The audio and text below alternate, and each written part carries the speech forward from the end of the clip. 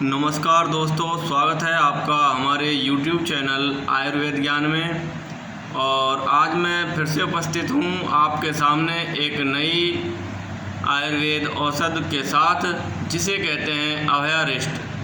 दोस्तों, आयुर्वेद में सिरप के रूप में आसव और अरिष्ट का प्रयोग किया जाता है तथा आसव और अरिष्ट दोनों संधान कल्पनाएं हैं, इनको संधान कर बनाया जाता है। तो दोस्तों, आपका सवाल होगा कि अभयारिष्ट क्या कार्य करती है और इसमें क्या द्रव्य डाले जाते हैं। तो मैं आपको अभयारिष्ट की कार्यविधि समझाता हूँ। दोस्तों, इस अभयारिष्ट में मुख्यतः बड़ी हरड़, महुए के फूल, द्राक्षा और वायवडंग डाला जाता है। उसके बाद में इसमें प्रक्षेप द्रव्य डाले जाते हैं। तो दोस्तों, यह अभयारिष्ट मुख्यतः साधारण कब्ज, बद्धकोष्ठ में बहुत ही लाभदायक है तथा जिन्हें और भी ज़्यादा बद्धकोष्ठता है, बहुत ज़्यादा कब्जियत है, तो ऐसे रोगी को आयुर्वेद में जयपाल का प्रयोग भी करवाते हैं, तीव्र विरेचक का प्रयोग करवाते हैं। लेकिन मेरा मत है कि अगर रोगी व्यक्ति की आंतें इतनी कमज़ोर है कि वह तीव्र विरेचक द्रव्यों का कष्ट सहन नहीं कर पाता है, तो उसे फिर अभयारिष्ट के साथ में कुमारी आसव का प्रयोग हम करवाते हैं। दोस्तों, यह कुमारी आसव है और मैं आपको बता रहा हूँ अभी, यह अभयारिष्ट है। तो अभयारिष्ट का प्रयोग खाना खाने के बाद 2 से 4 ढक्कन आधा कप पानी में मिलाकर करवाया जाता है। तो दोस्तों, यह अभयारिष्ट बादी बवासीर, खूनी बवासीर के लिए बहुत ही लाभदायक सिद्ध होती है।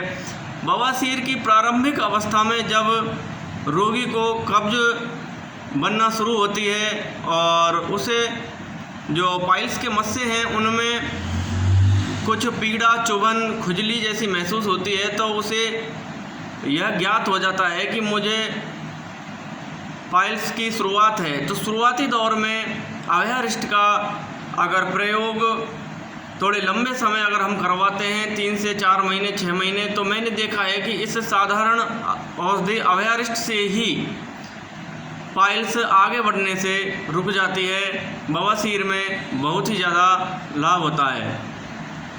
यह आंतों के सभी प्रकार के दोषों को दूर करती है और भोजन में रुचि उत्पन्न करती है। जिन्हें मल संचय होकर पुनः पुनः मल संचय होता रहता है, आंतों में वह मल सूख जाता है, उसके कारण अगर भूख नहीं लगती, मंदाग्नि हो गई है, तो उसके लिए भी यह अभयारिष्ट बहुत ही लाभदायक है।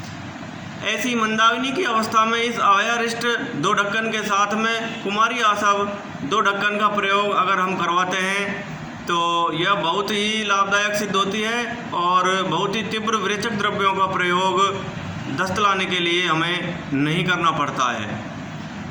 तो दोस्तों, इस अभयारिष्ट के अनेक फ़ायदे हैं। विशेषकर यह भगंदर, बवासीर जैसी भयानक बीमारियों के लिए तो रामबाण है और यह बहुत ही सर्वसुलभ, सभी जगह उपलब्ध है, औषधि है।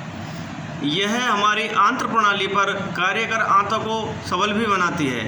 आंतों को यह मजबूत करती है तथा आंतों के इन्फेक्शन को, जो फंगल के कारण या बैक्टीरिया के कारण या दूषित भोजन के कारण आंतों में कोई विषैले द्रव्य रह जाते हैं, उन्हें यह बाहर निकालती है शरीर से।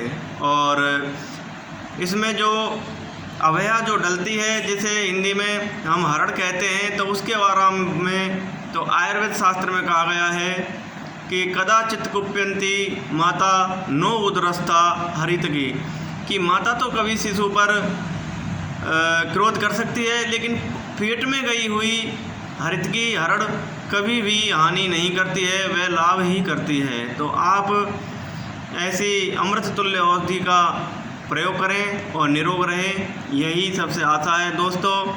ये आयुर्वेद औषधियों का लाभ आप तक पहुंचाने का हमारा एक छोटा सा प्रयास है। तो मैं आशा करता हूं कि आप हमें लाइक कमेंट कर ज़रूर बताएं कि आपको हमारी जानकारी कैसी लगी। मिलते हैं दोस्तों अगली बार एक नए आयुर्वेद औषधि के साथ। जय हिंद, जय भारत।